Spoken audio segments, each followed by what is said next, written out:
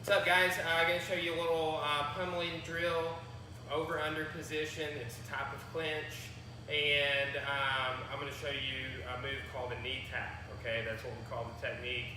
And I'm going to kind of discuss some ideas about it. It's a really good move. I see a lot of fighters land it in open cage. You see it in wrestling, you see it in judo. And as a product of that, you see it in other gi and no-gi events as well. It's a universal sort of move. We call it the knee tap. You might call it something else. So we're going to start off pummeling. I'm going to just we have a stationary camera, so I'm going to move around a little bit with it, but I'm also going to show it kind of just side profile and not moving around while we're pummeling. It's a really good idea to move around while you pummel.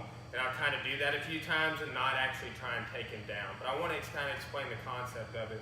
Is, like this faces the camera here, is if I push him sideways, his feet will probably do something like that. Now,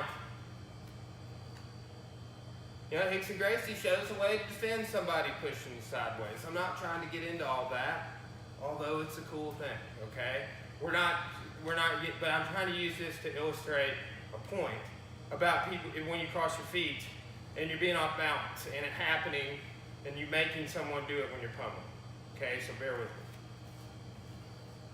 That. Okay. I'm gonna make him do that, and really all you have to do to make him do that is if he's facing me and I had an underhook, is if he stays facing this way, I'm gonna turn to the camera and do that. There we go. He crossed his feet. Now if you add the knee tap into that, he will go down. Okay, so just kind of do the stationary, and look here. I have an underhook on the far side. This is my overhook potential whizzer, and he is fighting me on this line, okay? So I'm gonna turn to fight on this line. When I do that, I'm gonna raise my underhooking arm, and as he goes to get off balance, I'm gonna chop his knee with the ridge of my hand, right? That's like the side part of your bone. I don't cup like this.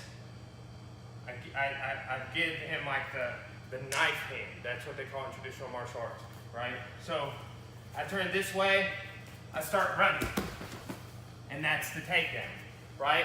And you do need to be explosive when you hit this, okay? And I think a great way to drill this is to do it like, we call them loads, uchikomis in judo, and you could think about it that way. It's just a drilling method, and then you could really accelerate forward every third or fourth time. But for me, it's about having a good pummel and about being able to change directions. Get him working with you on one line, okay? So if we start pummeling, just start pummeling, right? There's all sorts of little drills I use to change lines. It's hitting the whizzer, right? Not the knee tap I'm talking about, but I've changed directions. Back to the pummel, here. So when this side, my left, goes to an underhook, I knee tap. So let's start moving around with it. And I've already showed takedown one time. I'm just going to kind of show you the drilling with the movement.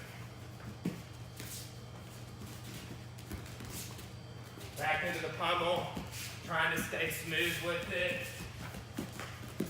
Right, and then he would go or whatever. It's just a great drill. It's a great move. Dominic Cruz probably hit 100,000 times, okay, in MMA fights. I'm exaggerating, obviously. It was a joke. So, the knee tap. Probably one of my favorite moves, and it's in all of martial arts. Like, it's in a lot of things. I do it from the half guard, stand up on the wall, the knee tap. Look into it, okay? Thanks for watching. Subscribe to the channel.